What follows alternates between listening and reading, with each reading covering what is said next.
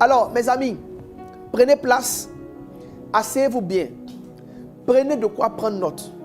Pour qu'on puisse flotter dans l'onction et dans la grâce, il faut absolument qu'on jette les bases de la doctrine, les bases de la parole. Toutes choses viennent de sa parole. Et rien de ce qui a été fait n'a été fait sans elle. En elle-même se trouve d'abord la vie. C'est à partir de la vie que la lumière est dégagée pour les hommes. Alors, le thème qu'on vient de développer est un thème tellement important que je veux prendre le temps vraiment de poser les bases. Donc, pendant que je prêche, continue de mettre les cœurs, continue de partager, continue d'inviter une personne, continue de demander à une personne d'être connectée. Alors, on va aller étape par étape jusqu'à ce qu'on arrive là où on veut aller. C'est vrai que l'ensemble du thème, c'est le combat spirituel et les finances. Mais pour aborder ce thème, on va procéder par découpage jusqu'à arriver au sujet même des finances.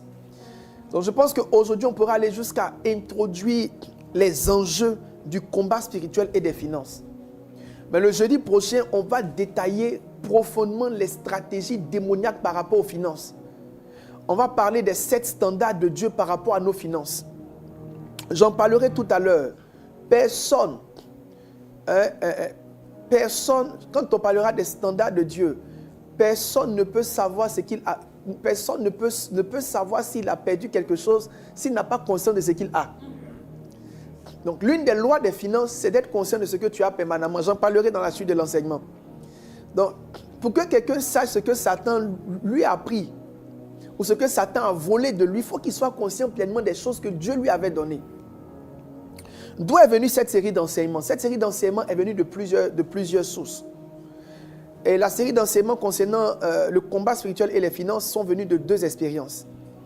Déjà, le combat spirituel, c'est une instruction que Dieu m'a donnée depuis le mois de juillet ou de juin 2023. Lorsqu'on est rentré dans le mois de juin 2023, le Seigneur m'a dit expressément, commence à étudier le combat spirituel. Au fait, ce qu'il m'a demandé de faire, c'est étudier la guerre. Et j'en parlerai aujourd'hui. Il m'a dit, étudie la guerre. Étudie toutes les guerres que tu peux étudier. Pendant qu'il me demandait d'étudier les guerres, il était sur le point de m'enseigner un ensemble de principes qui ont lien avec le combat spirituel. Lorsqu'il m'enseignait ces choses, les mois qui ont suivi, 3 mois après, j'ai vu Satan m'attaquer d'une manière extraordinaire et d'une manière particulière.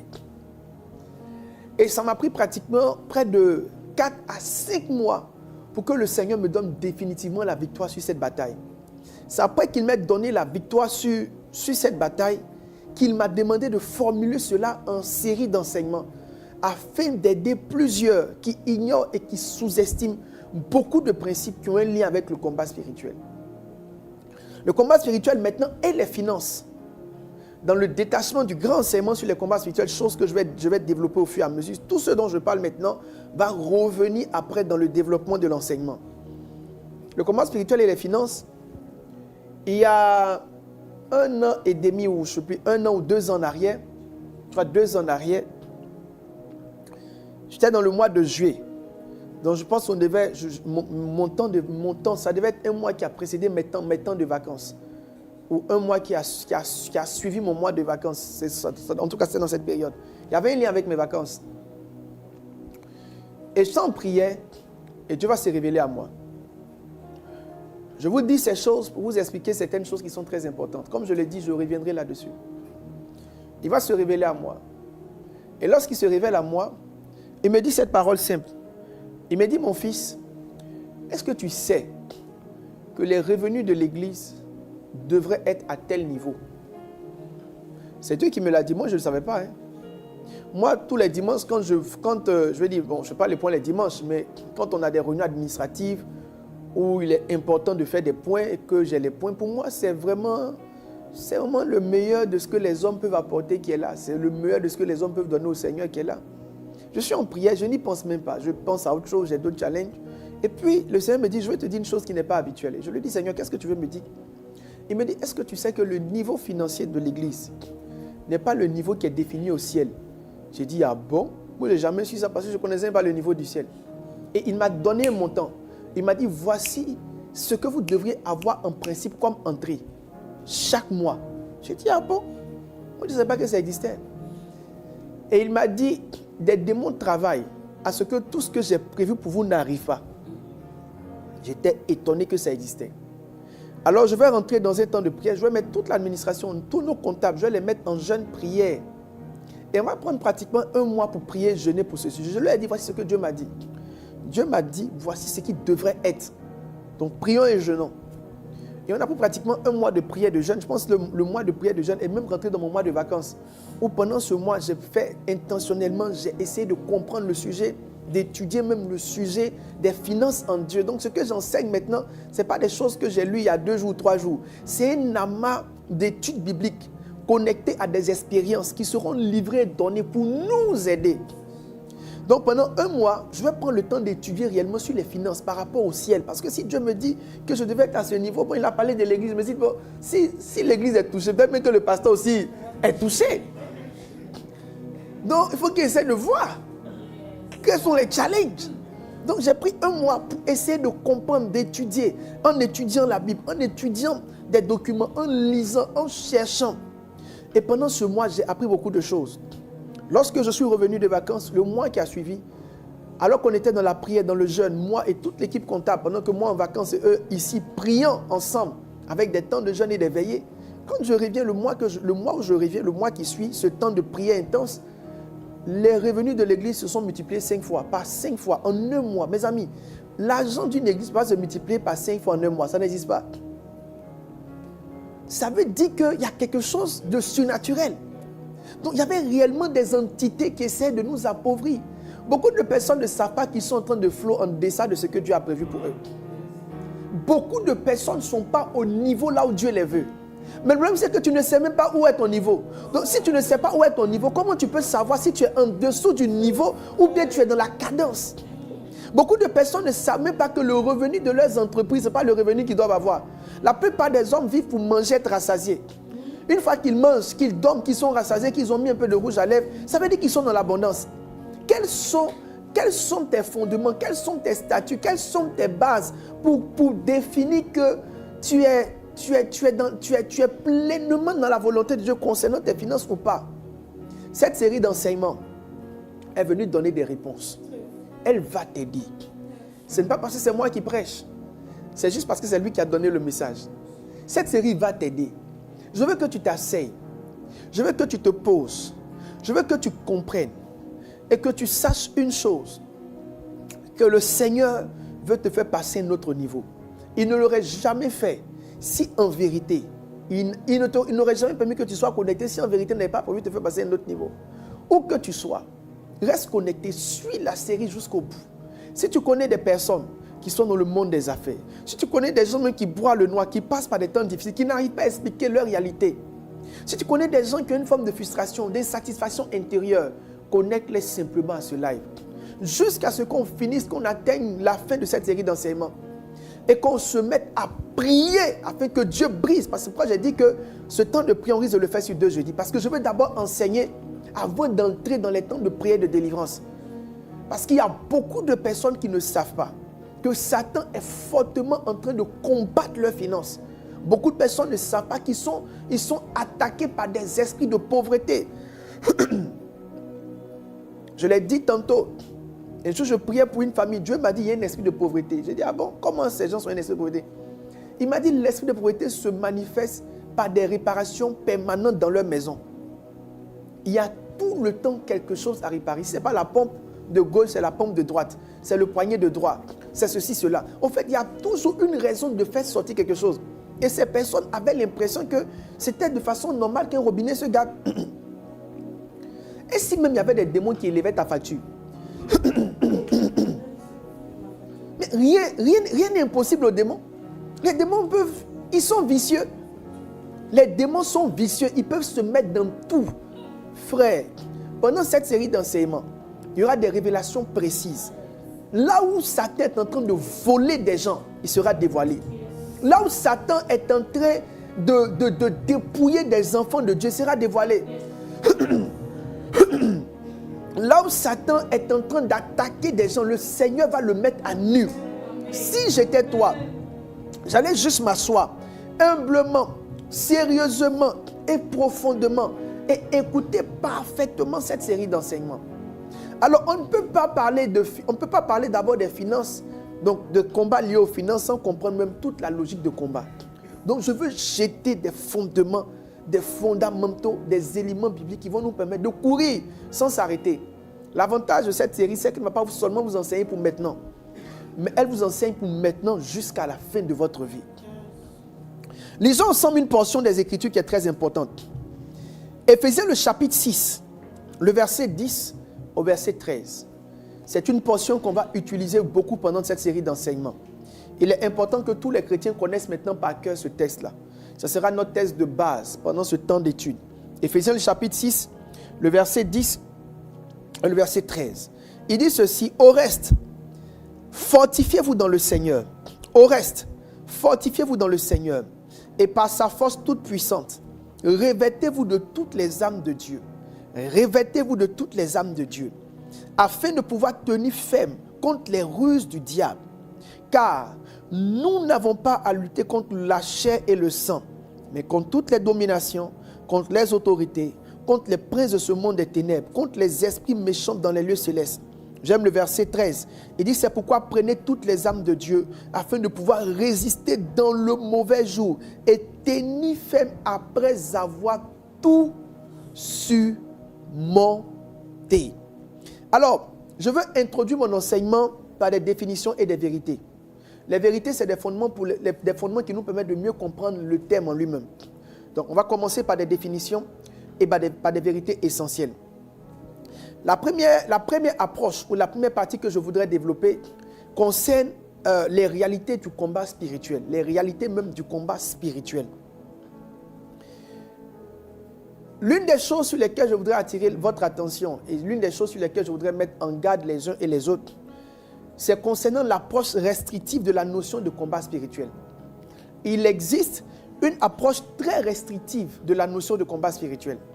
Cette approche restrictive de la notion de combat spirituel réduit le combat spirituel à envoyer seulement le feu sur le diable. Donc la plupart des gens qui sont alignés dans cette tendance du combat spirituel, quand il s'agit de combattre, c'est d'abord de s'équiper en feu et de déployer le feu sur le diable. Donc pour ces gens, combattre, c'est j'invoque le feu. Le feu. Une maman disait le feu Déborah. J'invoque le feu Déborah. Et quelqu'un d'autre aurait pu prier le feu, Satan tombe et meurt. Le fait de combattre qu'avec le feu et de n'envoyer que le feu sur Satan et que de ne comprendre que le combat spirituel par une bataille de feu, c'est une approche et une définition restrictive de la notion de combat spirituel. Pour comprendre même ce que c'est que le combat spirituel, il faut définir d'abord le combat spirituel. Alors, qu'est-ce que serait le combat spirituel? Le combat spirituel, je l'ai noté ici, c'est l'art de faire la guerre, mais dans le monde spirituel. Donc, si on parle de l'art de faire la guerre dans le monde spirituel, lorsqu'on parle de l'art, ça veut dire un ensemble de manœuvres. Je voudrais revenir sur le texte de Éphésiens, le chapitre 6. Voyons ensemble Éphésiens, chapitre 6. Il dit ceci: fortifiez-vous dans le Seigneur par sa force toute puissante. Il dit: revêtez-vous de toutes les âmes de Dieu. Ça veut dire quoi, se revêtir de toutes les âmes de Dieu? Numéro 1, il n'existe pas une âme. Donc, s'il n'existe pas une seule âme, ça veut dire que toutes les âmes qui existent ne s'utilisent pas de la même manière. En matière de guerre, vous allez voir différents types d'armes, différents types de munitions. Le type de munitions donne une idée du type de guerre qui va avoir lieu. Donc, si vous avez des avions, ça veut dire qu'il y aura une guerre aérienne. Si vous avez des bateaux, il y aura une guerre navale. Si vous avez des chars, il y aura une guerre terrestre. Donc, l'arme définit la plateforme sur laquelle la guerre va se faire. Donc, un soldat doit se dire qu'il peut se battre dans les airs, se battre sur la terre, se battre sur l'eau. Donc, tu ne peux pas définir le combat spirituel dans un seul aspect. Il dit ceci, donc je donnais la définition, c'est l'art de faire la guerre. Quand on parle de l'art, c'est un ensemble de manœuvres. L'art de faire la guerre, mais dans le monde spirituel. Je donne une deuxième définition, c'est un ensemble de règles qu'on utilise. Un ensemble de règles qu'on utilise, écoutez-moi bien, un ensemble de règles qu'on utilise pour résister, échapper ou dominer l'ennemi. J'aime bien ce que Éphésiens dit après. Il parle de plusieurs armes et puis il dit afin de tenir ferme comme toutes les ruses du diable. Donc Satan n'a pas qu'une seule ruse. Donc s'il a différentes ruses, ça veut dire qu'il doit avoir une approche différente à chaque type de ruse qui se manifeste. Donc certainement que le feu Déborah convient pour une certaine ruse. Peut-être si Satan est dans la bourse, le feu Déborah va t'aider. Parce que ça va envahir les ailes, ça va le brûler. Mais s'il est dans l'eau, peut-être que ce n'est pas forcément le feu de Déborah qui va t'aider. Donc je veux faire sortir les gens de l'approche restrictive du combat spirituel qui consiste à crier, à envoyer le feu. Le combat spirituel, c'est beaucoup plus large que ça. Comme je le dis, c'est un ensemble de règles. Le combat spirituel, c'est l'équivalent d'une guerre physique. Donc, pour étudier le combat spirituel et le comprendre parfaitement, il faut étudier même la guerre physique et voir toutes les lois qui rentrent dans les guerres physiques. Les lois qui rentrent dans les guerres physiques sont les mêmes lois qui s'appliquent dans les guerres spirituelles. Donc, Satan peut, à partir d'une seule loi, prendre le dessus sur toi dans le combat spirituel. Pendant que je suis en train de prier, je vois le Seigneur qui est en train d'ouvrir ton esprit dans le nom de Jésus. Alors, numéro 1, il faut faire attention à la définition restrictive du combat spirituel. Numéro 2, il faut comprendre une chose. La plupart des guerres sont des guerres imposées. En termes de guerre, la guerre s'impose. Quand vous voyez deux personnes, donc, je vous dis ces choses pourquoi? Pour revenir sur le point numéro 1, ce qui va me permettre de donner ou de conduire cette série d'enseignements, ça sera d'aligner les vérités spirituelles aux similitudes de vérités même physiques qui ont été vues et appréciées dans certaines guerres physiques. Donc je vais revenir beaucoup sur des éléments historiques, revenir sur des guerres qui ont eu lieu, revenir sur des éléments de sagesse pour pouvoir faire sortir au travers de ces éléments des principes qui agissent et qui vous donnent la victoire. Il y a une chose que je voudrais dire qui est très importante. La guerre, ce n'est pas faire la guerre. C'est juste une lucane. Voilà. Au fait, je vais vous expliquer une chose. Au fait, la guerre là,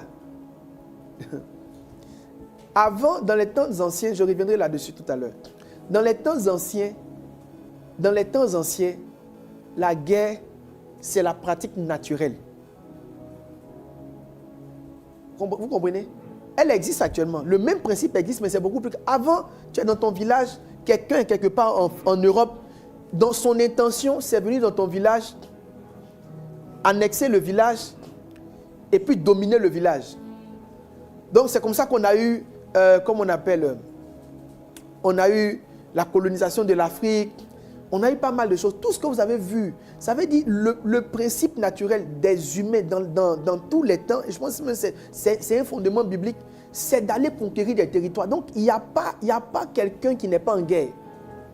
Ça, c'est le point que je veux toucher maintenant. Le point que je veux toucher, c'est que la plupart des guerres sont des guerres imposées. On ne demande pas si tu veux être en guerre. Quand vous voyez la Deuxième Guerre mondiale, les gens n'avaient pas dit qu'ils voulaient se battre. C'est Hitler ceux qui voulaient se battre. Donc, la plupart des guerres sont des guerres imposées. Il n'y a pas de guerres consensuelles. Il y a toujours un qui veut se battre, un qui est obligé de se battre, parce que s'il ne se bat pas, il sera détruit. C'est pourquoi Apocalypse dit ceci. Apocalypse 12 dit ceci. Il dit, c'est pourquoi réjouissez-vous cieux, vous qui habitez dans les cieux. Et puis il dit, malheur à la terre et à la mer, car le diable est descendu vers vous, animé d'une grande colère, sachant qu'il a peu de temps. Donc, vous devez savoir une chose. Si quelqu'un n'est pas en train de se battre, c'est parce qu'il s'est tellement battu que personne ne veut se battre avec lui. Donc, quand Satan ne te fatigue pas, ça veut dire que tu as déjà vaincu certaines choses. C'est parce que tu as vaincu certaines choses que tu as une certaine assise. Je parlerai de ce principe demain matin à la matinale. Je suis en train de parler des lois de l'équipement dans la guerre. Donc, en vérité, tout le monde est en guerre. Tu veux, tu ne veux pas, tu es déjà dans la guerre. Tu dois te battre. Soit tu te bats, soit tu es détruit. Donc, personne ne décide d'entrer dans le combat spirituel. Le combat spirituel même vient naturellement à toi. Il s'impose à toi. Il se présente à toi sans demander ta volonté. C'est le principe, c'est une loi que tout le monde doit savoir. Donc, pendant que j'enseigne le combat spirituel, si une personne est connectée quelque part et qu'elle a l'impression que c'est un sujet qui ne l'intéresse pas ou un sujet qui ne la concerne pas, cette personne est vraiment en train de se mettre, je veux dire, le beurre dans les yeux, parce qu'en vérité, tout le monde, même l'enfant qui n'est pas encore né, est concerné par le combat spirituel. Apocalypse chapitre 12, je reviendrai sur le texte. La Bible dit, pendant que la femme était enceinte, un dragon est venu et le dragon voulait manger même l'enfant qui n'était pas encore né. Un papa a dit ceci, il dit quand les enfants naissent, la première chose qu'ils doivent faire, c'est de crier parce que la guerre a commencé. Il dit quand les enfants naissent, la première chose qu'ils doivent faire, c'est de crier et pleurer parce que la guerre a déjà commencé. Donc je vais dire à quelqu'un qui m'écoute aujourd'hui, être dans la bataille spirituelle, ce n'est pas quelque chose qu'on décide de faire ou de ne pas faire. Ça nous est imposé. Satan nous l'a imposé. Apocalypse dit malheur à la terre, car le diable est descendu vers toi. Le diable est descendu vers nous avec un cœur enragé. La Bible dit avec un esprit colérique afin de détruire. Je prie pour toi qui m'écoutes aujourd'hui. Tu échapperas aux œuvres de Satan dans le nom de Jésus. Le Seigneur t'équipe pendant ce live. Le Seigneur te donne des atouts, des outils. Il te donne des réflexes, il te donne des moyens, il te donne de quoi prendre le dessus. Il te donne de quoi vaincre dans le nom de Jésus. Après ce live, aucun esprit qui t'avait combattu, aucune puissance qui t'avait combattu sera encore capable de se tenir devant toi, de te regarder en face et d'essayer de te battre. Dieu va te mettre au large. Dieu va te mettre au large. Alors, touchons ensemble une vérité très importante. Retenez que nous sommes en guerre. Retenez aussi qu'il faut faire attention avec l'approche restrictive de la guerre. Maintenant, la troisième vérité m'intéresse plus. Elle me permet de revenir sur le premier point, qui est le fait que la guerre, c'est un ensemble de lois. Quand on les maîtrise et qu'on les applique, on a l'avance et on a la victoire. Alors, la vérité 3, c'est la suivante. C'est que l'une des grandes lois de la guerre, c'est la loi de l'information. L'une des grandes lois de la guerre, c'est la loi de l'information. Pourquoi? Parce que toute guerre est d'abord une guerre de renseignement. Toute guerre est d'abord une guerre de renseignement. En d'autres termes, on ne va pas en guerre sans information préalable. Toute guerre est d'abord une guerre de renseignement. Suis-moi très bien. C'est pourquoi j'ai prié au début que l'esprit d'intelligence et de sagesse te soit transféré. Toute guerre est d'abord une guerre de renseignement. Donc, on ne va pas en guerre sans une intelligence ou du moins sans information préalable. Et je vais vous expliquer que le principe même du renseignement qui est utilisé dans la guerre moderne, c'est un principe qui a été défini par Dieu lui-même depuis le livre de Nombres.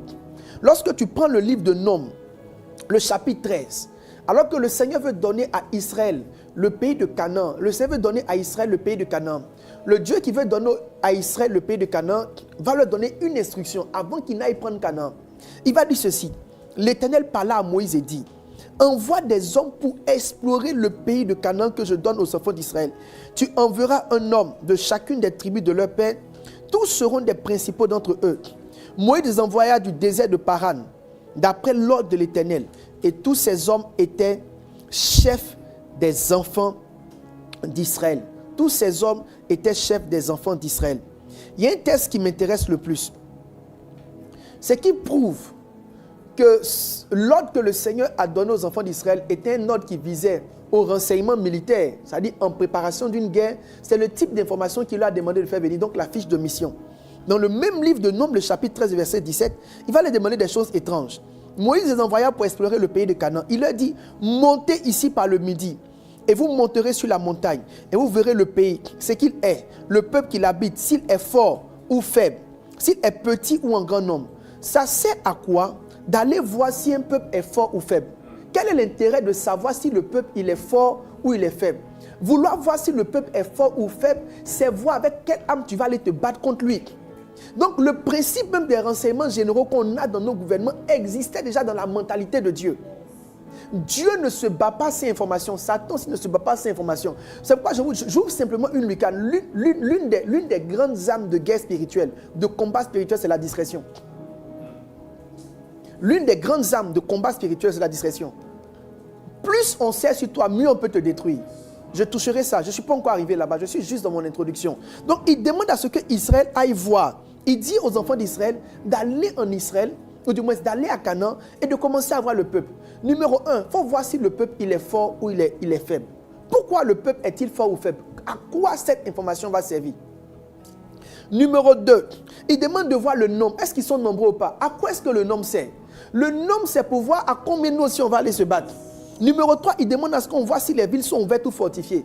Le principe des villes fortifiées, c'est quoi? Au fait, la fortification des villes, c'était un principe de guerre.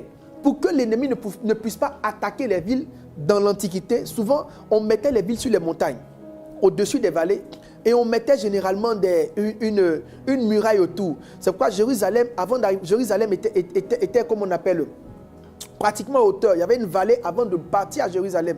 Donc, c'était des stratégies. Ce n'était pas des positionnements simples, mais c'était des stratégies de guerre. Donc, tu as la ville et puis tu as les murailles qui entourent la ville. Maintenant, au-dessus des murailles, on mettait des soldats. Quand vous allez lire 2 Chroniques 26, la Bible dit que le roi Osias avait créé des armes. Les armes là étaient placées sur les murailles. Donc quand on parle de muraille, on ne parle pas simplement de mur. Une muraille, c'était un outil de guerre. C'était, je veux dire, la plateforme d'établissement des armes de la guerre. Donc quand on demande aux gens d'aller voir les murailles, on leur demande aussi d'aller voir les armes qui sont dans le pays. pourquoi Dieu peut demander à Moïse d'envoyer toutes ces personnes pour aller prendre ce type d'information? À quoi cela va servir? À quoi cela répond? Qu'est-ce qu'on doit comprendre par ça? De façon très simple, ça renvoie à une vérité générale de la guerre. Les grandes armées sont les armées qui ont les meilleurs services de renseignement. Dans le monde, ceux qui font le mieux la guerre, que personne ne peut battre, sont ceux qui ont les meilleurs services de renseignement. Les États-Unis, la France, la Russie, quand on vous parle du KGB, même Israël, quand on vous parle du Mossad. Tu n'as pas une armée puissante si tu n'as pas un renseignement puissant. C'est pourquoi je prie que vous ayez des dons de révélation. Je prie que vous ayez des dons de vision. Je prie que vous ayez des dons de prophétie. Parce que les informations que tu reçois définissent comment tu mènes le combat spirituel. Les informations, un chrétien dont les yeux ne sont pas ouverts ne peut pas vaincre. C'est un songe. C'est un songe que Joseph a échappé à la mort. C'est un songe. Il a fallu qu'il ait un don de songe. C'est un don de songe qui a sauvé Joseph de la mort. Un ange lui a dit, prends l'enfant et la femme et fuyez en Égypte. Mes amis, être équipé pour voir, être équipé pour entendre, ce n'est pas de trop, c'est le minimum parce que le monde spirituel fonctionne avec des dons de renseignement. Donc quand je parle de combat spirituel, je ne parle pas seulement du feu. Les gens qui utilisent le feu, c'est ceux qui n'ont pas vu la chose venir. Parce que quand tu as vu la chose venir, tu as le temps de déjouer pour ne pas rentrer dans une bataille. Donc même rentrer dans le combat spirituel, c'est développer ses dons spirituels. Regardez ce qu'il dit, Il dit aspirer aux dons spirituels. Et puis il dit il faut que tout le monde aspire à la prophétie. Il dit par-dessus tout là, ce qu'il veut, c'est qu'on aspire au don de prophétie. C'est quoi le don de prophétie? C'est la capacité à voir les choses qui arrivent. Les services de renseignement. Oh, hey, malaba, sotalaba. Je déclare maintenant dans le nom de Jésus. Regarde frère. Il dit ceci, il dit dans les temps de la fin, je répandrai de mon esprit sur toute chair. Vos filles, vos fils, avant de prier pour les malades, avant de chasser les démons, vont d'abord prophétiser. On s'est dit, bon, c'est fini. Il dit aux jeunes gens, je donne le don de vision. Il dit aux vieillards, je donne le don de son. Tous ces dons-là, c'est des dons de renseignement. C'est les dons de renseignement. Donc, tu n'entres pas dans le combat spirituel sans les dons de renseignement. Tu as besoin de dons de renseignement. Tu as besoin de comprendre, que ton esprit souffle, que tu entendes. C'est pourquoi vous allez voir une chose. Les hommes de Dieu avertis, ouverts, ont commencé à enseigner sur le prophétique, sur les dons prophétiques, sur le ministère prophétique. Ne vous fermez pas à ces choses. Personne ne peut avoir de l'avance sur Satan s'il ne voit pas, s'il n'entend pas, s'il ne comprend pas. Hier, je sors de ma maison. Je dois sortir. J'avais un rendez-vous à 10h. Et je parle avec ma femme parce qu'elle devait partir en clinique avec le bébé. Donc généralement, et moi j'avais un rendez-vous. Quand j'ai un rendez-vous, je pouvais partir avec le chauffeur. Parce que quand je vais avec le chauffeur, ça m'aide à ne pas avoir les challenges pour garer. Parce que souvent là où tu vas, là où tu dois garer, et où tu dois aller, souvent, garer même peut te prendre facilement 15 minutes sur ton rendez-vous. Donc quand j'ai un rendez-vous, je vais le chauffeur, ça me permet c'est-à-dire il me descend, moi je vais faire le truc et puis il a le temps de trouver un endroit pour garer. Peu importe, s'il n'y a pas d'endroit pour garer, qu'il gare loin, et puis après quand je viens, je l'appelle, il vient. Donc naturellement, le rendez-vous que je vais faire, je vais partir avec lui. On a 2 personnes à la maison qui conduisent. Alors je dis à ma femme, prends l'autre frère, elle n'a pas envie de prendre l'autre qui conduit. Donc elle dit qu'elle va conduire elle-même. Pendant que je suis dans la maison, que je suis en train de me préparer, l'Esprit de Dieu me parle. C'est comme si l'Esprit de Dieu m'a dit, toi-même, prends le volant. Avant-hier, je sortais. L'Esprit de Dieu m'a dit, toi-même, monte devant. Hier, je sortais, Dieu m'a dit, toi-même, prends le volant. Il m'a dit, aujourd'hui, toi-même, prends le volant. Alors, je prends le volant moi-même de la voiture. Donc, je sors pour dire à ma femme, non. Finalement, prends le chauffeur. Moi, moi-même, je vais conduire et je vais me débrouiller. Ce n'est pas grave, je vais conduire, je vais me débrouiller. Bon, ce n'est pas que ce n'est pas conduire, mais je vous dis, c'est plus commode quand ça te fait gagner beaucoup de temps quand quelqu'un gère les détails. Je prends le volant. Je vais faire mes courses et puis je reviens. Pendant que je suis en train de revenir, je passe par une voie. Un gros camion un gros camion. Moi-même, je prends le volant. Je suis sûr. Vous savez que souvent, les choses arrivent en fonction de qui était là ou qui n'était pas là. Le monde spirituel reconnaît. Oh. On dit Paul, je le connais. Jésus, je le connais. Toi, qui es-tu? Donc, le monde spirituel reconnaît. Donc, moi-même, je suis au volant. Un gros camion derrière moi. Un poids lourd. Pèse son frein. Moi, j'étais même au téléphone avec ma femme. Donc, j'étais au téléphone. Il perd le frein. Il écrase toutes les voitures qui sont derrière moi. Il les écrase. Donc, il vient sur mon côté, il les écrase. Maintenant, comme il ne veut pas écraser profondément les voitures, il veut rentrer entre les voitures. Donc, il écrase, il arrive à mon niveau. Donc, à mon niveau, on est deux. Voici, si l'espace est trop, 2 voitures, sur 3 voies. Si l'espace est trop, peut-être c'est ça. Donc, je vois dans mon rétroviseur, parce que je vois dans mon rétroviseur un camion qui est en train d'écraser. Et puis ça vient quoi. Parce que comme il a perdu le frein et que chaque fois que ça, il cogne, ça amortit. Donc tu vois le mouvement venir, mais il est tellement lourd que peu importe, il écrase et puis il s'en va. Il arrive à mon niveau. J'avais juste un petit réflexe, mais je n'avais pas beaucoup de manœuvres parce qu'il y avait des, comment on appelle, les bétons qui limitent là. Voilà, je ne sais pas comment on appelle, c'était plein. Les bétons. Donc, il y avait le béton, donc je ne pouvais même pas partir quelque part. Donc, j'ai juste fait peut-être un mouvement de 20 cm. Le gars est venu, il est rentré entre nous deux. La voiture qui est à côté a été froissée. Quand il dit froissée là, ça dit qu'il a enlevé les 2 portières, il a enlevé les portières. Ça dit qu'il a enlevé le côté de la voiture. J'ai juste eu le temps de voir. Et puis après, je vois les devants. Devant là, il a fait la même chose. Et puis après maintenant, comme il pouvait plus, il a pris maintenant une ligne. Et il a écrasé près de 10 voitures devant. Alors le temps que je sais, que je regarde ma voiture n'avait rien. Toutes les voitures, près de 25 voitures ont été écrasées. Mais je crois que ce qui s'est passé, c'est vraiment parce que j'étais au volant. Je crois que si mon chauffeur était au volant, son côté allait toucher. Dieu m'a dit, toi-même, prends le volant. Dans le monde de l'esprit ou dans le monde de la guerre, plus une armée est renseignée, plus elle est puissante. Tu sais, si en Côte d'Ivoire on veut se lever pour aller attaquer les États-Unis, pendant qu'on est en train de penser même, dans les bureaux là, c'est déjà sorti à Washington. C'est-à-dire on est au bureau, on est en train de penser qui on va envoyer. C'est que le président n'est pas dans l'oreille du général. Je te dis, général connaît. On voit 200. C'est-à-dire dans ses oreilles, pendant qu'il parle, le temps qu'il va ouvrir ses yeux. Lui-même, il est en prison aux États-Unis. La force d'une armée dépend essentiellement de son système de renseignement. C'est pourquoi quand vous voulez monter dans le combat spirituel, vous ne pouvez pas être fermé au don de l'esprit. Le combat spirituel va avec les dons de révélation. Il dit à Joseph, prends l'enfant et la femme et fuis en Égypte. N'eût été cette parole prophétique, n'eût été ce don de songe, il serait mort. La Bible, dans le livre Actes des Apôtres, la Bible dit ceci. Paul est en train de partir en Bithynie. Pendant que Paul est en train de partir en Bithynie, la Bible dit l'Esprit de Dieu l'empêcha d'y aller. Souvent, la mort des enfants de Dieu intervient parce qu'ils sont dans un périmètre où il n'y a pas de couverture.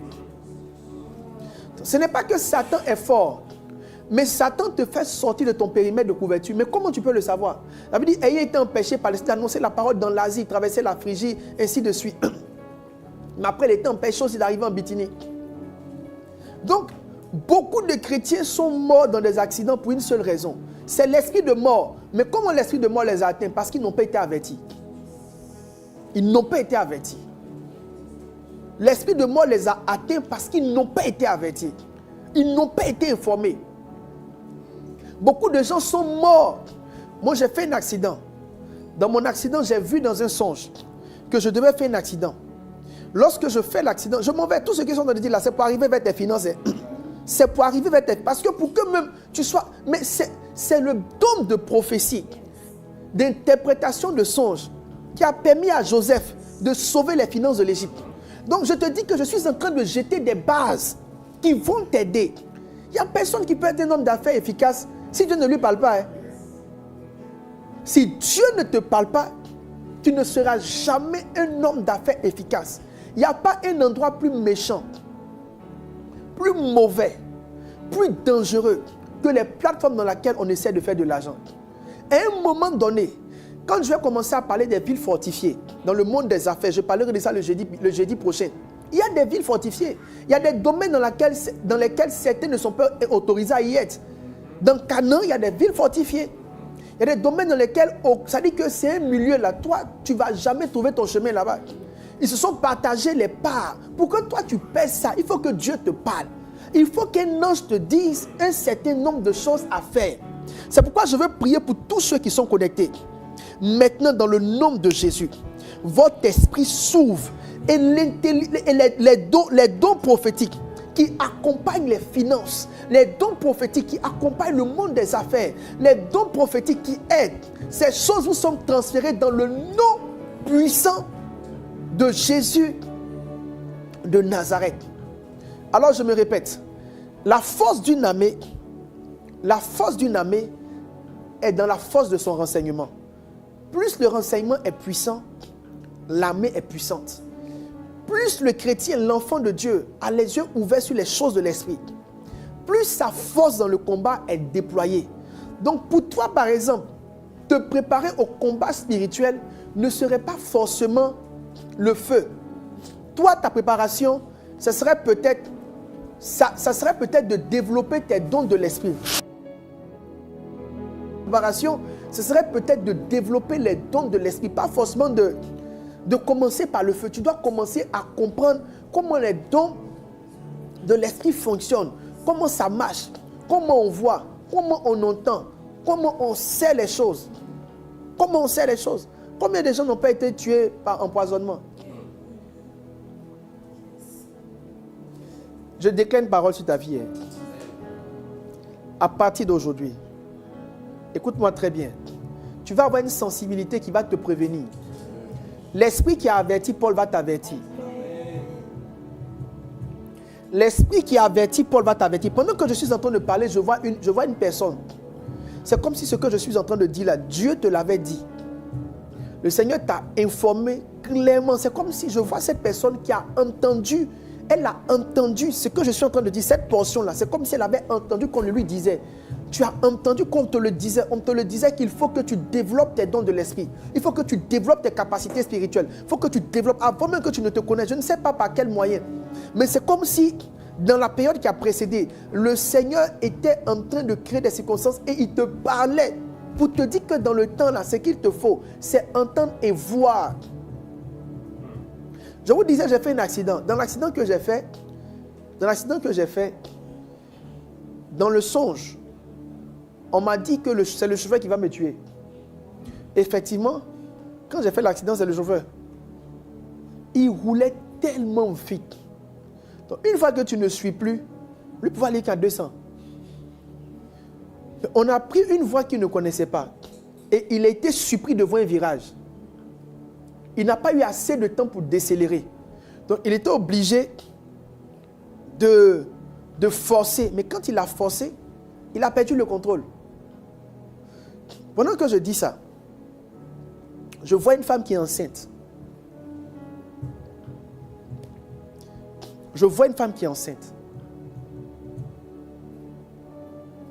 Tu dois accoucher quelque part. Mais l'Esprit de Dieu me dit de te dire,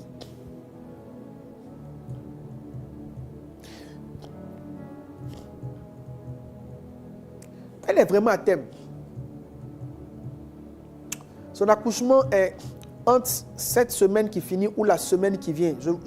Tu es vraiment à thème. Je vois une femme enceinte. Je vois entre cette semaine et la semaine qui vient. Il y a un numéro qui s'affiche. Si c'est toi, il faut que tu appelles. Je vais prier pour cette femme. Je vois une femme qui est à thème. Et dans ce que je vois dans mon esprit, elle doit accoucher soit en fin de cette semaine, soit en début de l'autre semaine. Je la vois avec son mari. Les deux sont en train de décider de là où elle doit accoucher. En ce moment, pendant que je parle, elle et son mari ne sont pas d'accord sur le lieu là où elle doit accoucher. Son mari a une opinion et elle a une opinion. Dans les deux opinions, il y a un dedans. Il y a une personne. Il y a les numéros qui sont affichés. Si c'est vous m'appelez, je vais prier pour vous. Dans les deux opinions, il y a une personne, je pense que c'est la femme, qui veut accoucher là où tout a commencé. Mais c'est comme si le monsieur, depuis un certain temps, veut que sa femme accouche ailleurs. Et ça les a surpris. C'est comme si c'est devenu le sujet de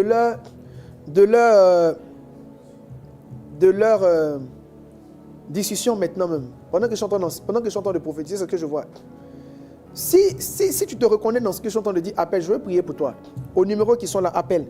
Parce que je vois quelque chose dans mon esprit par rapport à cet accouchement-là. Je vois quelque chose dans mon esprit par rapport à cet accouchement. La personne qui ne veut pas changer de lieu, c'est comme s'il y a déjà même eu un certain engagement avec comment on appelle, le médecin. Mais je sens dans mon esprit que la personne qui doit faire l'accouchement là, ce n'est pas la personne qui doit faire l'accouchement.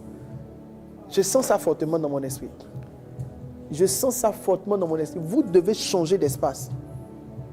Vous devez changer d'espace. Parce que là où vous voulez accoucher, ce n'est pas le bon lieu. Parce que pendant que je parlais, j'ai eu la vision de mon chauffeur, de mon accident avec le chauffeur qui était fautif. Et quand Dieu m'a montré la vision, il m'a expliqué au fait que par rapport à l'accouchement qui aura lieu, il y a une personne, il y a un agent de l'accouchement qui n'est pas très qualifié, qui n'est pas prêt, qui n'est pas la bonne personne, qui n'est pas la bonne main. Si la main de cette personne est dans cet accouchement, il y aura des complications. Pendant que je suis en train d'avancer dans l'enseignement, tu appelles, je vais prier pour toi. Les numéros sont là, je veux prier. Et je vais donner plus de précision sur la chose à faire pour ne pas que la personne qu'il ne faut pas. Quand je vais parler même des finances, la plupart du temps, les problèmes même des finances viennent du fait que certaines personnes qu'il ne fallait pas ont été additionnées à un projet. Potiphar a dit que lorsque Joseph est rentré dans sa maison, la prospérité est rentrée. Donc si un homme peut rentrer avec la prospérité, c'est qu'une personne peut rentrer avec la pauvreté. Souvent les problèmes que tu as dans tes affaires sont simplement dus au fait qu'il y a une personne avec laquelle tu fonctionnes. Et tu ne devais pas ou tu ne devrais pas fonctionner avec cette personne. Je prie maintenant dans le nom de Jésus. Que la grâce de Dieu, dans le nom de Jésus, soit relâchée. Où que vous soyez, recevez la grâce, la faveur de Dieu, la capacité divine pour voir, entendre. Vous devez voir et entendre. Vous devez voir et entendre. Vous devez voir et entendre. La femme dont j'ai parlé qui doit accoucher, le 0101 300 800, soit tu écris, soit tu appelles, ou le 01 47 133, tu écris ou tu appelles. Je veux prier pour toi et vous éviter quelque chose qui va vous coûter très cher.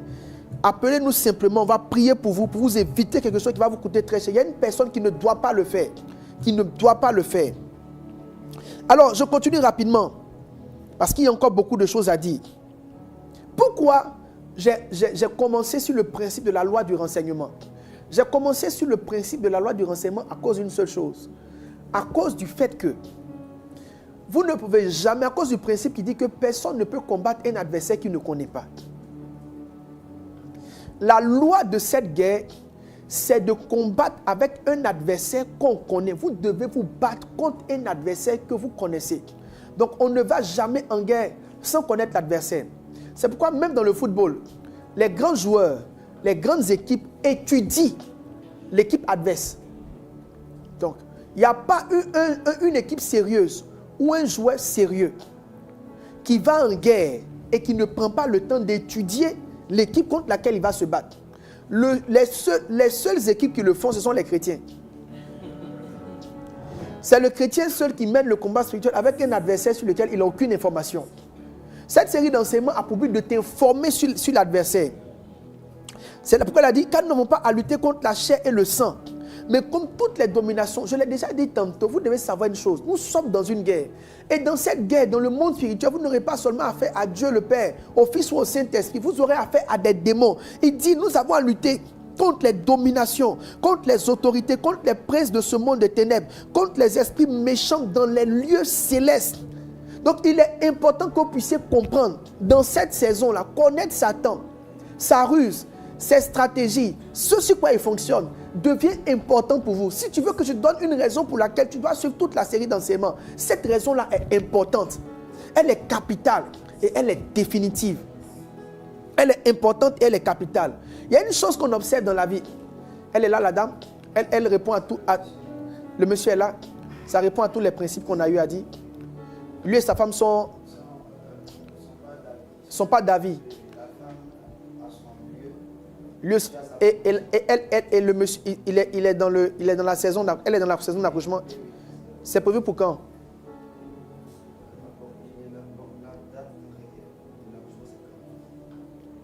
Est-ce que c'est dans la saison d'accouchement? Dans ce mois? Ok. Rapproche-toi avec lui.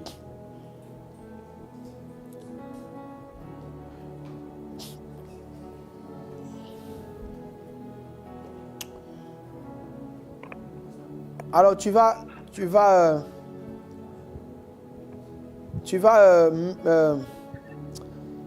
le micro, c'est bon? Alors soyez béni, monsieur. Bonjour, papa. Ah, ok. Alors, ce que je vois dans mon esprit, ce que Dieu m'a dit, c'est que tu es dans ta phase, c'est-à-dire l'épouse est sur le point d'accoucher. Oui. Et puis, toi, depuis un certain temps, ces derniers jours, ce que je vois dans mon esprit, c'est comme si, de façon, c'est comme si tu sens plus dans ton cœur que ta femme accouche là où c'était prévu.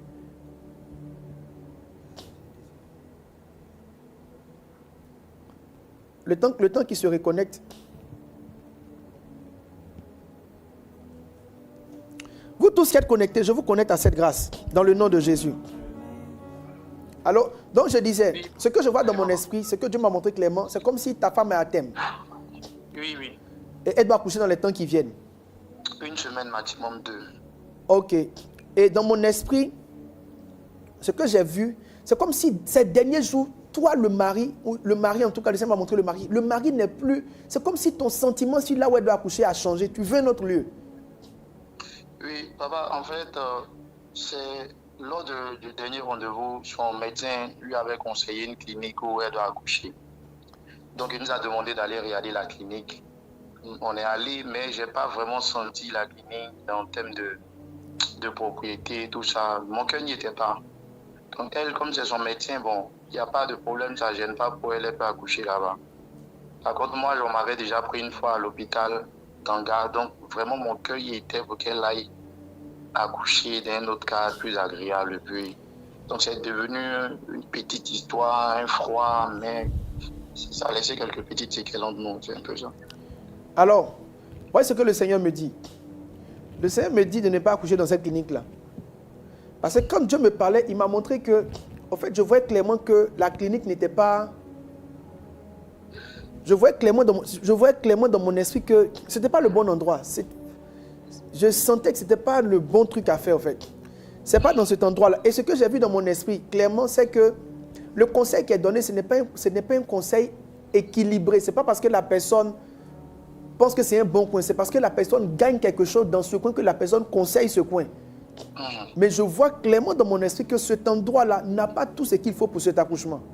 Non. L'Esprit de Dieu me montre que là où tu veux, là, c'est là-bas que ton épouse doit aller. Ce qui va se passer, c'est la peur de se faire suivre par quelqu'un qui n'a pas suivi tout le dossier.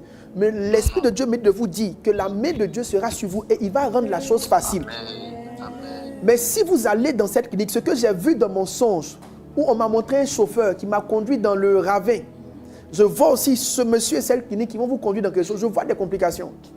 Je vois des complications qui ne pourront pas être gérées. Donc, je ne suis même pas en train d'enseigner sur l'accouchement, j'enseigne sur les finances. Mais si Dieu prend mon esprit pour envoyer mon esprit sur ce sujet, tu gagnerais à faire attention à ce que je suis en train de dire. Ne plaisante pas avec. Que Dieu te bénisse. Tous ceux qui sont dans ce cas, que le Seigneur fasse échapper dans le nom de Jésus. Que le Seigneur fasse échapper dans le nom de Jésus. Alors, pendant que je suis en train de développer ce sujet, au fur et à mesure que l'Esprit de Dieu me parle, je vous dirai des choses que Dieu met sur mon cœur. Alors, je vous ai dit qu'on ne peut pas se battre contre un ennemi qu'on ne connaît pas. Il faut connaître l'ennemi contre lequel on se bat. Il y a une expérience de lui qu'il y a eu entre le Seigneur Jésus et Adam. Adam qui est le premier, Jésus c'est le second Adam, et on a le premier Adam. Le premier Adam avait une chose, il savait tout du royaume, il savait tout des arbres, des animaux, mais il ne savait rien du diable. La preuve en est, quand le diable l'a attaqué, il n'avait pas été préparé à cela. Quand le second Adam est venu, qui est Christ, la première chose que le Saint-Esprit a eu à faire, le Saint-Esprit a d'abord commencé, par préparer le second Adam au combat spirituel, en envoyant Jésus dans le désert, afin qu'il ait une rencontre avec Satan et qu'il se fasse une idée claire de l'ennemi auquel il aura affaire. La Bible dit clairement, il fut conduit dans le désert afin d'être tenté. Donc quand le Seigneur le conduisait, il savait clairement qu'il voulait intentionnellement que Jésus ait une certaine connaissance du diable. Je pense que le Saint-Esprit veut pour la plupart des personnes connectées que dans cette saison, vous avez une certaine intelligence et une certaine sagesse, une certaine approche du combat spirituel. Je vous le dis, que tu sois pasteur ou simple homme, tu as besoin de cela. C'est les 5 mois qui ont précédé, ou les 8 mois, ou les 6 mois qui ont précédé, j'ai vu Satan s'acharner contre ma vie et j'ai compris que n'eût été la grâce de Dieu, il m'aurait eu par ses ruses. Mais Dieu m'a aidé, il m'a montré des outils subtils. J'ai vu le diable me combattre avec des versets bibliques. Les mêmes attaques de Jésus avec des versets bibliques m'expliquaient. Il y a 2 ans en arrière, l'un des pères dans la francophonie, un homme de Dieu, un grand homme de Dieu dans la francophonie, était dans un jeûne de 40 jours, sans manger, sans boire. Et il était enfermé. C'est un père dans la francophonie, avec qui je causais dans son bureau. Et il m'a dit, pendant ces 40 jours, dans le jeûne, le diable l'a rejoint avec des versets bibliques. Et Satan a commencé à aligner un ensemble de versets pour essayer de convaincre ce monsieur d'un ensemble de choses. Pendant 40 jours sans manger, sans boire. Donc ce que je suis en train de dire là, tu as besoin de le savoir. Quand on va finir cette série d'enseignements, tu seras équipé. C'est pourquoi je pense que ne laisse rien te distraire. Ne laisse pas Satan te distraire. Ne laisse rien de toutes ces choses. Sois fortifié et attache-toi à cette série d'enseignements. Alors une vérité qui est importante que je voudrais additionner. Satan qui a la conscience de savoir que le monde de la guerre fonctionne avec le renseignement, l'information, a développé une autre loi de la guerre qui est la loi du camouflage. La Bible dit quand il viendra vers toi, il va se déguiser. C'est quoi le camouflage? C'est être présent et donner l'impression qu'on n'est pas là. J'en ai déjà parlé. Tout le monde doit comprendre que Satan n'a pas intérêt à ce qu'il soit débusqué. Les gens trop intelligents ne peuvent pas combattre. Les intellectuels, les gens qui sont allés à l'école, les gens qui ont fait des hautes études, les docteurs d'université, les professeurs agrégés, très peu. Plus tu es intelligent, plus tu es utile au diable. Plus tu es intelligent, plus tu sous-estimes les réalités spirituelles. Les gens qui sont trop intelligents ont une plateforme de réflexion qui aide Satan. Satan est en train de dire, dans la Bible, il est en train de dire ceci, ou du moins, le principe du camouflage, c'est la capacité à être présent et à ne pas se faire repérer. Ne laissez pas votre intelligence faire croire que ce qu'on vous enseigne n'est que du superflu. Satan existe. Il détruit des foyers, il détruit des enfants, il détruit des finances. Pendant qu'on enseigne ces choses, un homme pragmatique va dire, oh non, ce n'est rien. Les finances, ce n'est pas le spirituel, c'est les stratégies. Si les stratégies à elles seules suffisaient, tout le monde serait riche. La plupart des livres que tu as lus et puis tu es devenu riche, d'autres l'ont lu. Mais leur nom est d'un canari au village. Les 7 lois pour prospérer, là, ils connaissent ça. Mais leur pied est attaché à un arbre.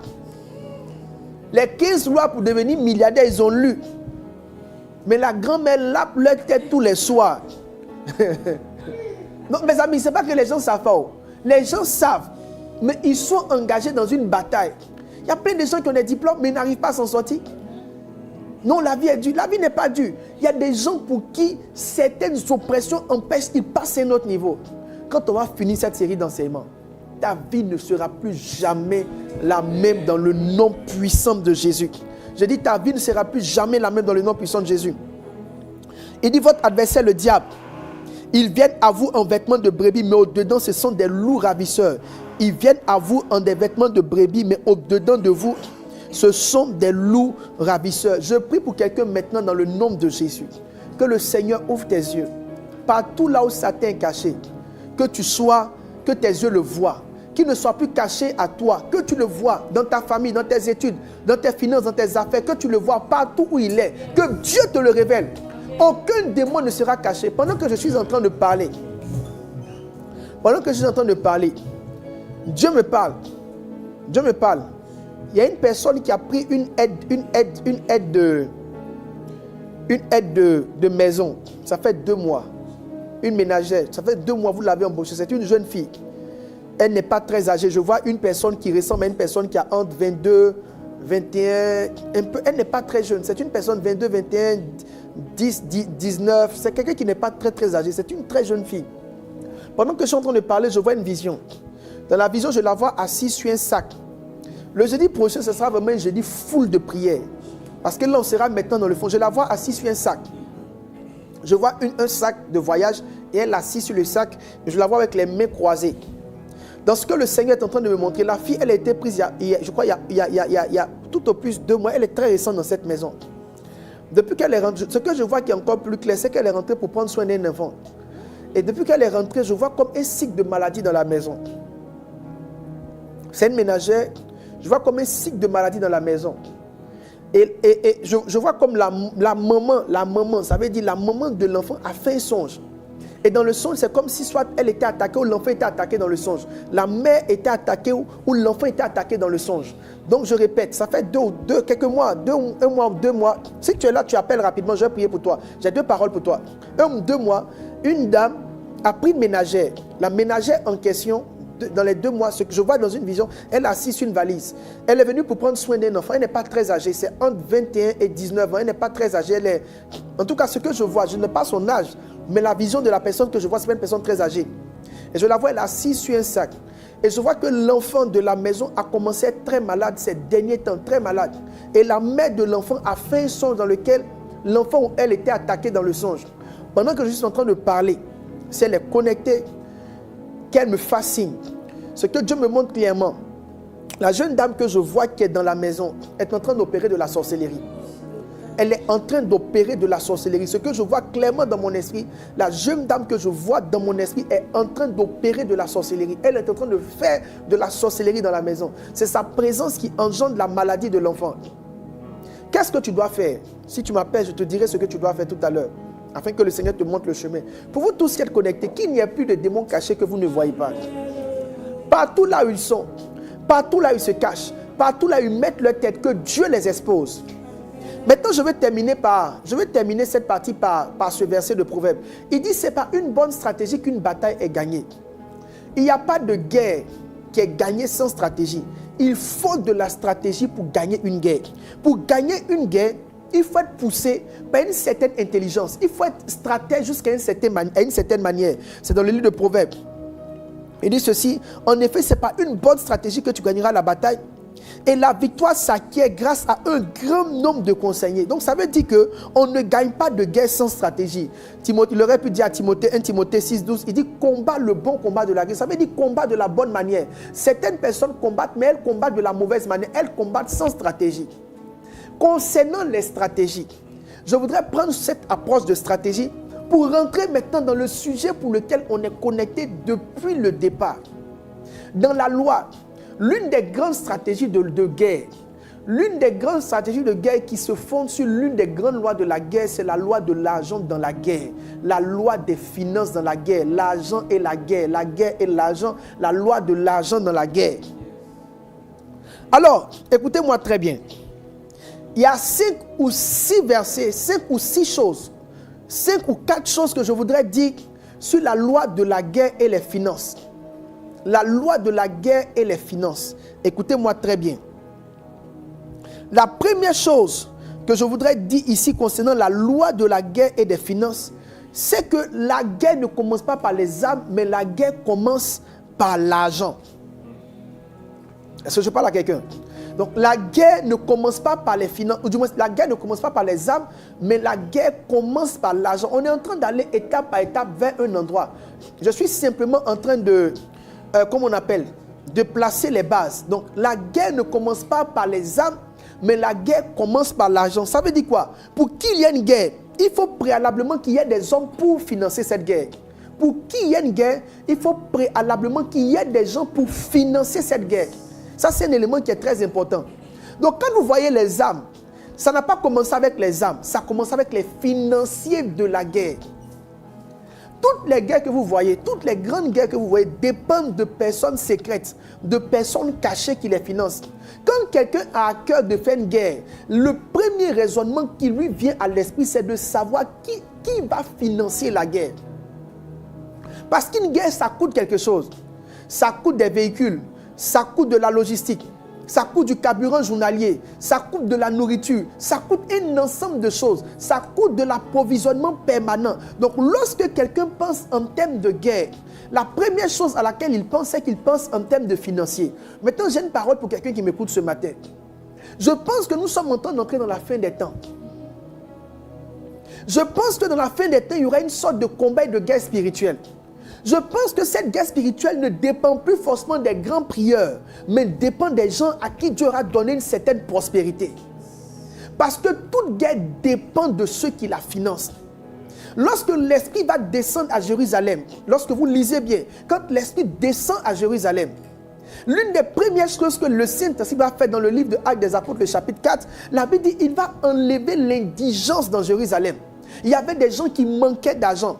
Tout le monde va commencer à prospérer. Pourquoi le Saint-Esprit a commencé à faire prospérer tous les chrétiens de Jérusalem? Pour une seule raison.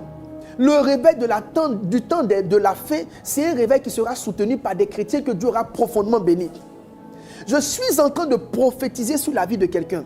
De la même manière qu'il faut des gens pour financer des guerres physiques, il faut aussi des gens pour financer cette guerre spirituelle. Il faut des gens pour financer le réveil. Il faut des gens pour financer les croisades. Il faut des gens pour financer la construction des bâtiments d'église. Il faut des gens pour financer les orphelins. Il faut des gens pour financer les veuves. Dieu est en train de susciter une génération de chrétiens pour financer. C'est vrai, je parle du combat.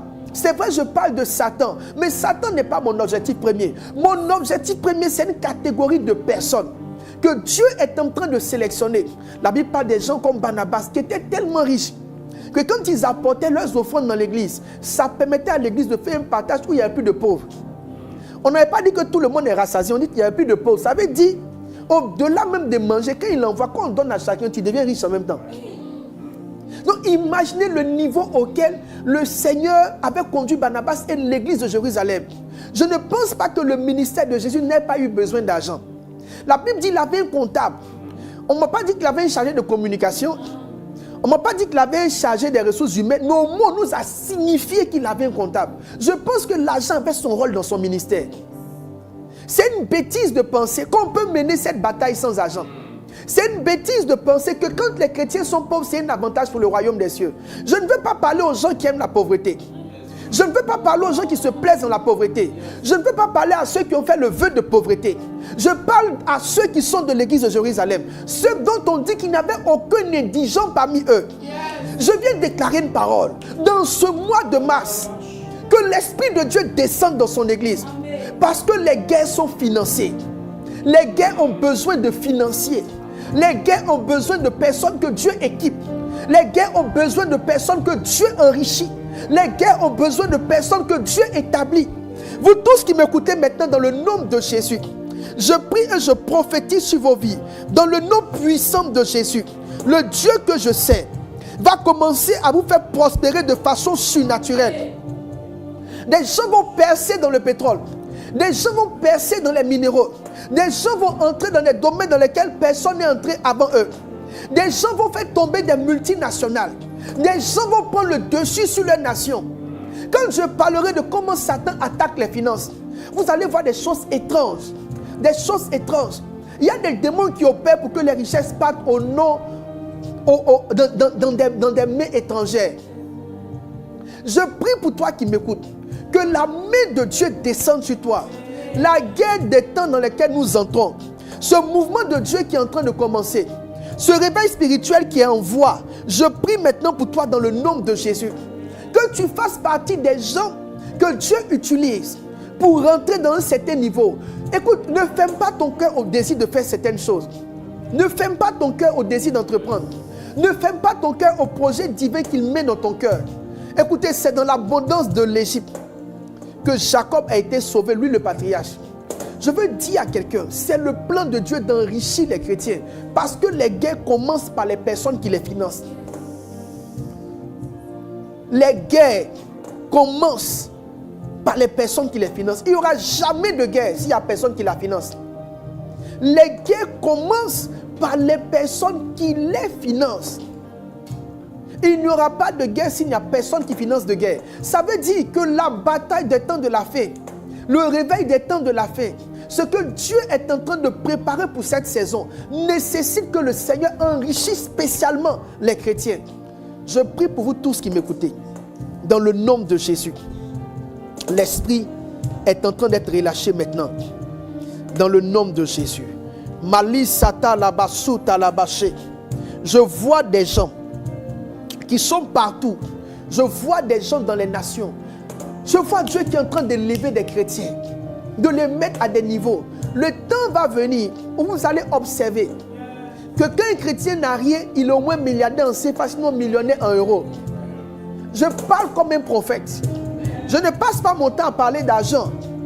Mais si je parle de ces choses maintenant, si je parle de ces choses dans cette saison, c'est que Dieu est sur le point de le faire.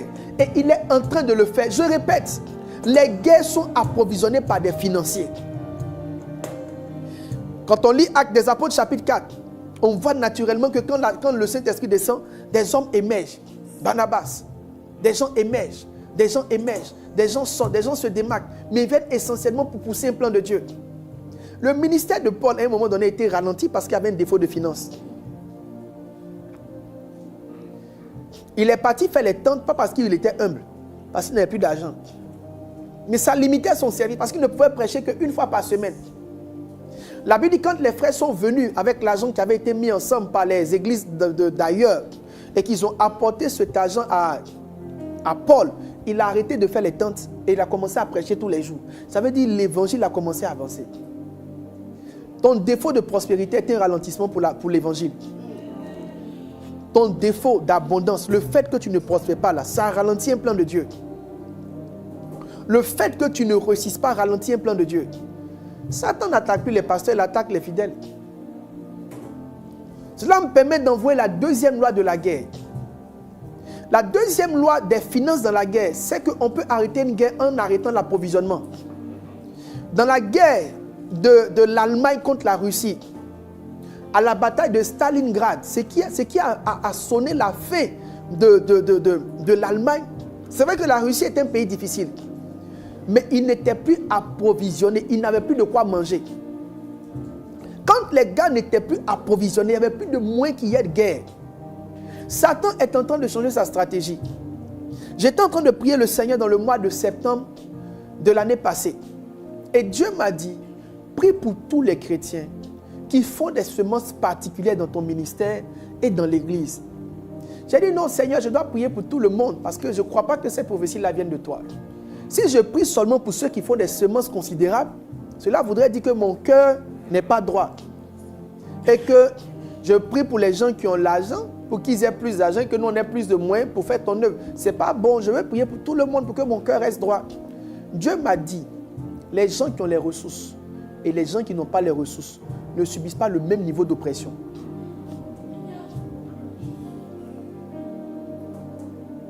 Quand ton argent rentre dans une église et que ton argent commence à faire prospérer une église, quand ton argent commence à faire avancer l'œuvre de Dieu, tu commences à devenir comme une cible particulière pour Satan. C'est comme si Satan se rend compte que si toi seulement tu as trop d'argent, l'œuvre va avancer. C'est pourquoi tous ceux qui essaient de soutenir l'œuvre de Dieu, à un moment donné, ils sentent comme s'ils vivent des oppressions. Et puis ils se disent, mais moi j'ai semé. Pourquoi je ne suis pas en train de prospérer? En principe, celui qui sème doit avoir beaucoup plus d'argent. Moi j'ai semé, j'ai beaucoup plus de problèmes dans mes entreprises. C'est une étape, c'est une période. C'est parce que les démons t'ont repéré et ils se sont rendus compte que c'est ton argent qui est en train de faire avancer l'œuvre de Dieu. Donc ils se lèvent et ils t'attaquent. C'est pourquoi ce que je veux dire aux gens qui sèment, malheureusement, la plupart des chrétiens qui sèment dans l'œuvre de Dieu, c'est des chrétiens qui ne sont pas spirituels. Ils jouent les boss, ils ne viennent pas au culte. Toi, Satan veut te tuer. Les temps là où on s'en va là, c'est les gens comme vous là qui êtes en première ligne. On ne doit pas traiter les gens qui viennent à l'église, qui sont d'un certain niveau, comme des gens qui sont libres de faire ce qu'ils doivent faire. Ils doivent rentrer dans les rangs, se bâtir spirituellement. Se forger spirituellement, ça ne dépend ni du pasteur, ni de l'église, ni de l'œuvre. Ça dépend du fait que ta prospérité est un danger pour le diable. Et si tu n'y prends garde, tu auras des attaques telles que le temps que tu ouvres tes yeux, tu es appauvri. Et tu ne pourras pas expliquer. Tu as dit c'est vrai. J'ai donné mes dîmes, j'ai donné mes offrandes, j'ai soutenu, mais qu'est-ce qui s'est passé? Ce qui s'est passé, c'est que Satan ne supporte pas que tu prospères. Loi numéro 2. On peut arrêter toute guerre en arrêtant l'approvisionnement. Satan peut mettre fin au réveil s'il peut identifier les personnes qui dans l'homme soutiennent le réveil. Vous tous qui semez pour l'avancement de l'œuvre de Dieu, je déclare et je prophétise que vous serez surnaturellement protégés par la main du Seigneur. Personne ne va descendre. Tout le monde va monter. Tout le monde va monter. Dans cette saison, tout le monde va monter. Et j'ai envie de dire à quelqu'un que tout le monde s'inscrive dans la ligne d'être un partenaire pour l'œuvre du Seigneur. J'en parlerai dans la chute de l'enseignement. Jusqu'actuellement, je suis simplement en train de mettre les bases sur lesquelles nous allons courir et travailler. Simplement en train de mettre les bases sur lesquelles nous allons courir et travailler. Les bases sur lesquelles nous allons prier fortement le dimanche prochain, le jeudi prochain. Une autre raison ou une autre loi de la guerre, qui est une loi importante, c'est que toute guerre cache un enjeu financier. Quand vous voyez quelqu'un se lever pour aller se battre dans un pays, il va dire que la personne lui a parlé mal. C'est faux. La personne lui a parlé mal, là, c'est la raison apparente. Mais en dessous de cette raison, il y a une quête financière. Il y a de l'or dans le territoire. Il y a le pétrole dans le territoire. Il y a quelque chose dans le territoire qui intéresse la personne qui fait la guerre. Depuis la nuit des temps, depuis les Romains, les motivations des guerres ont toujours caché des enjeux financiers. À l'époque médiévale, où les gens partaient annexer des villages, c'était pour se rendre maître de leurs champs de blé et de leur faire payer des impôts pour approvisionner l'empire. Il y a toujours une raison financière derrière. Pendant la Deuxième Guerre mondiale, les mêmes raisons existaient. La guerre des colonies, les mêmes raisons ont toujours existé. Quand il y a guerre, il y a un enjeu financier quelque part. C'est l'une des lois de la guerre. Ça veut dire quoi? Les problèmes par lesquels tu passes, le fait que Satan t'attaque, le fait qu'il essaie de te rabaisser, le fait que ta vie semble difficile, le fait que ta santé soit attaquée, le fait que ton travail soit attaqué, le fait même que ton mariage soit attaqué. En surface, on voit le mariage. En surface, on voit la santé. Mais dans le fond, il y a un enjeu derrière. Satan veut se rendre maître de ton abondance. Cela veut dire que Satan n'attaque jamais un territoire dans lequel il n'y a pas de richesse. Cela veut dire que plus une personne est combattue, c'est le signe que cette personne a une certaine destinée. Même si actuellement elle n'a rien, cette personne a certainement une certaine destinée. Observez bien tous ceux qui sont combattus. Observez la vie de Joseph. Observez les batailles par lesquelles il est passé. C'était un homme dont l'élévation allait influencer les nations. C'est pour cela qu'il a été martyrisé, flagellé, attaqué, accusé, jeté en prison. Quand je vois tes batailles, je peux savoir que l'enjeu est plus grand que tu ne le penses. Quand je vois tes combats, je peux sentir qu'il y a en toi des choses même que tu ignores, mais qui intéressent le diable. Apocalypse dit que lorsque le dragon est venu, il a commencé à poursuivre la femme qui était enceinte. Il voulait manger l'enfant. Il voulait manger l'enfant. Il n'y a jamais de démon qui poursuit quelqu'un qui n'est pas enceinte. Si Satan te poursuit, c'est qu'il y a quelque chose en toi. Ne lis pas tes combats comme de la défaite. Ne lis pas tes douleurs comme de l'affligement. Lis dans tes douleurs qu'il y a quelque chose en toi qui fait que Satan veut te maintenir dans un certain état. Pendant qu'on est en train de faire cette série d'enseignements, plusieurs vont sortir de cette dimension et vont rentrer dans une autre dimension. Une loi qui est importante, que je veux signifier, c'est que la guerre coûte tellement cher qu'il faut de grands moyens pour faire la guerre. De très grands moyens pour faire la guerre. J'ai appris que un char, c'est des milliards. Les cartouches même qu'on tire, les balles de Kalash là, peut-être qu'une balle coûte autour de 30 000. Quand on tire comme ça, pow, 30 000. Bakba, 100 000. 1 million. Et c'est ce que vous voyez dans les caisses, c'est des milliards et des milliards. Ça veut dire quoi? Personne ne peut soutenir une guerre s'il n'a pas un certain niveau d'abondance, de finances. Cela veut dire quoi? Ça voudrait dire qu'on doit se préparer à avoir un certain niveau d'abondance qui va venir dans l'église, dans la vie des enfants de Dieu, qui n'avait jamais existé par le passé. Job dit ceci: ton ancienne prospérité semblera à peu de choses. Celle qui t'est réservée sera bien plus grande. En matière de bénédiction financière, ce qu'on va voir dans les saisons qui viennent est beaucoup plus grande que ce qu'on a déjà vu. La vraie question ce soir, ou la vraie question ce midi, c'est quand Satan attaque nos finances, il les attaque comment? Quelle est la stratégie que Satan utilise pour se rendre maître des finances des uns des autres? Par quel moyen passe-t-il pour dominer les finances des enfants de Dieu? Ou de façon générale, par quel moyen passe-t-il pour limiter ton niveau? Limiter tes entrées d'entreprise? Limiter la portée de ce que Dieu veut faire avec toi? Quelles sont les stratégies du diable? Il en existe plusieurs. Le Seigneur m'a parlé. Il m'a expliqué des choses. Le jeudi prochain, je vais expliquer comment Satan se rend maître des finances. Alors je pense réellement, je vais prendre un coup de fil. Je pense réellement que le vrai même jeudi miracle, c'est le jeudi prochain. Parce que ce sera un jeudi de délivrance sur les finances. Ce sera un jeudi de révélation. Aujourd'hui, je voulais prendre le temps de préparer la base, te disposer, te faire comprendre que nous sommes dans une guerre. Alors je prie pour quelqu'un dans le nom de Jésus. Pendant que tu es connecté, le Seigneur va te montrer. Et il va te faire grâce. Le jeudi prochain, je vous montrerai comment Satan attaque les finances. Jacob dit, j'ai travaillé pour rien. Tout le temps, il a travaillé pour Laban. Il dit, il a travaillé pour rien. Mais le problème, ce n'est pas le gars qui a travaillé pour rien. C'est le nombre d'années qu'il a travaillé pour rien sans se rendre compte qu'il travaille pour rien. Le jeudi prochain, on va parler des standards de Dieu. Parce que je vous ai dit en introduction, tu ne peux pas savoir si Satan te vole si tu ne sais pas ce que tu as. Jeudi prochain, là, ça sera spécial. Ça sera particulier. Ça sera spécifique. Il y a une personne qui au téléphone. Est-ce que tout colle? La fille est venue récemment. L'enfant est malade. Elle a fait... Ok, qu'elle vienne rapidement.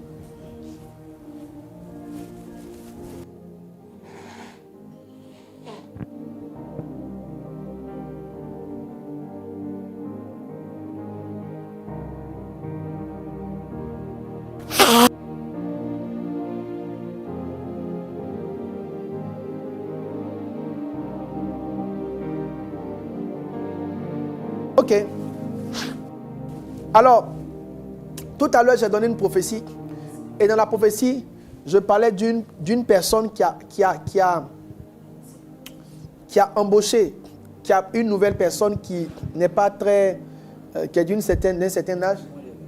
Voilà. D'un certain âge, entre 22 et 19. Et j'ai expliqué que... voilà, elle a fait un songe, ainsi de suite. Donc, la dame elle est au téléphone. Je veux prier pour la dame. Alors, madame, expliquez-nous un peu. Est-ce que tout ce que j'ai dit, vous vous sentez... expliquez-moi un peu rapidement. D'accord, papa. En fait, comme j'expliquais par rapport à la prophétie, je viens d'embaucher une nounou qui est chez moi il n'y a pas longtemps. Il n'y a vraiment pas longtemps. Mais ce qui a fait que j'ai appelé, c'est que cette semaine même, j'ai fait un songe. Et dans mon songe, c'était comme si la nounou était en train de faire des incantations dans ma maison. Et moi, j'étais dans la chambre. Et ma fille était en train de jouer à côté. Et l'esprit me dit, commence à parler en langue, commence à parler en langue. Et donc, j'ai commencé à parler en langue à haute voix. Et c'est comme si pendant que je parlais, ça bloquait en fait les incantations qu'elle était en train de faire, vu que moi, je ne comprenais pas ce qu'elle disait. Donc, je parlais très, très fort en langue, ça bloquait pratiquement. C'est comme si c'était une contre-attaque en fait, contre elle. Et ensuite, Quand ça devenait plus intense, elle est venue taper la porte de ma chambre parce que moi, j'étais dans la chambre. Elle est venue taper la porte de ma chambre. Et quand mon mari a ouvert la porte, elle est rentrée et elle fonçait sur moi. Et automatiquement, je me suis réveillée. Ça m'a vraiment semblé très étrange. Et la santé de l'enfant? La petite, elle va bien actuellement. C'est mon mari, par contre, qui était malade la semaine dernière. Et ça a commencé parce qu'un jour, je lui avais demandé de faire du thé pour mon mari. Et quand il a pris le thé, le lendemain, il est tombé malade. On ne savait pas ce qu'il avait. Il avait très mal au ventre et on n'arrivait pas à expliquer pourquoi est-ce qu'il n'allait pas bien. Et jusqu'à présent, il y a toujours ce petit problème de ventre-là. Mais je n'avais pas fait le rapprochement. Alors, pendant que vous êtes en train de parler, l'Esprit de Dieu est en train de me parler. Le problème, ce n'est pas... le vrai problème, c'est que c'est comme si en vous, il y a de l'hésitation. Je vois beaucoup d'hésitation entre décider de mettre fin, libérer la personne ou pas. Alors, l'Esprit de Dieu me dit qu'il ne faut pas hésiter. D'accord. Il faut le faire systématiquement. D'accord. Il faut le faire systématiquement parce que ce que je vois dans mon esprit, voilà, ce que je vois d'autres que Dieu me montre, c'est comme si c'était difficile de la trouver. C'était difficile de trouver Nounou. En fait, c'était tellement difficile de trouver Nounou que c'est difficile pour vous de la libérer. C'est ce que Dieu me montre dans mon esprit. Et l'Esprit de Dieu me dit que faut pas mettre les sentiments dedans. Il ne faut pas mettre les sentiments parce que il y a un vent de maladie qui va rentrer dans la maison. Ça a commencé, mais il y a un vent de maladie qui va rentrer dans la maison. Et c'est une forme d'un esprit de pauvreté. Vous serez en train de vous soigner et de régler des problèmes à ne pas en finir. Alors, trouvez la manière la plus sage, la plus diplomatique, sans histoire, sans affaires, pour mettre de l'ordre. Pour mettre de l'ordre. Alors, pour tous ceux qui sont connectés, si quelqu'un quelque part a l'assurance, la certitude, que Dieu, si quelqu'un quelque part, s'il y a un esprit quelque part caché, que Dieu ouvre vos yeux et qu'il l'expose dans le nom de Jésus. Je refuse toute cohabitation avec les démons. Je refuse toute cohabitation avec les démons. Le jeudi prochain, je vais prier beaucoup. Vraiment, le jeudi prochain sera dans un mouvement très prophétique. Aujourd'hui, je voulais jeter les bases, mais jeudi prochain, je vais vraiment prier beaucoup de façon prophétique pour toutes ces choses. Pendant que tu es connecté, je prie pour toi au nom de Jésus. Que tu échappes, que tu échappes, que tu échappes, que tu échappes. Quelqu'un échappe, quelqu'un échappe, quelqu'un échappe, quelqu'un échappe. Au nom de Jésus, tu échappes, tu échappes, tu échappes. Satan s'enfuit au nom de Jésus. Alors, rapidement, pour me résumer, le combat est réel, les finances sont réellement attaquées. Le jeudi prochain, nous allons vraiment toucher la réalité des finances et jusqu'à comment combattre Satan. Parce que les lois, la Bible dit utiliser les armes. Les lois pour combattre le démon qui attaque les finances, ce n'est pas les mêmes lois qu'on utilise pour combattre le démon qui attaque la santé. Les lois de la guerre dans les finances ne sont pas les mêmes lois de la guerre dans la santé. L'une des lois de la guerre dans la santé, c'est faire du sport. L'une des lois, ça dit que Satan va te rendre paresseux. Tu ne vas jamais aimer faire le sport. C'est pas parce que tu es fatigué, hein, c'est un démon. Le démon enlève en toi le désir de te lever, de faire du sport. Parce qu'il est en train de préparer ton corps à devenir très malade. Donc l'une des lois de la guerre dans la santé est différente. Un démon, par exemple, peut vous donner une addiction. Moi, je buvais une certaine boisson sucrée qui est mondialement connue. Une très vieille boisson mondialement connue, une boisson gazeuse mondialement connue, très sucrée, qui vient d'un certain pays dont le nom commence par une lettre de l'alphabet. Une boisson puissante, pétillante. Et une maman m'a dit, Pasteur Jati, tu bois trop de cette boisson. Je lui ai dit, non maman. Et je vous assure, j'avais une addiction, je ne peux pas manger sans ça. À chaque repas, il me faut de cette boisson pétillante, glacée. Et la maman m'a dit, je vais prier pour toi. Elle a prié pour moi. Je regarde la même boisson. Je n'ai plus l'envie de la boire. Depuis ce jour, j'ai été libéré. Là, j'ai compris que inconsciemment, une addiction spirituelle était née. Parce que comment une prière peut me délivrer?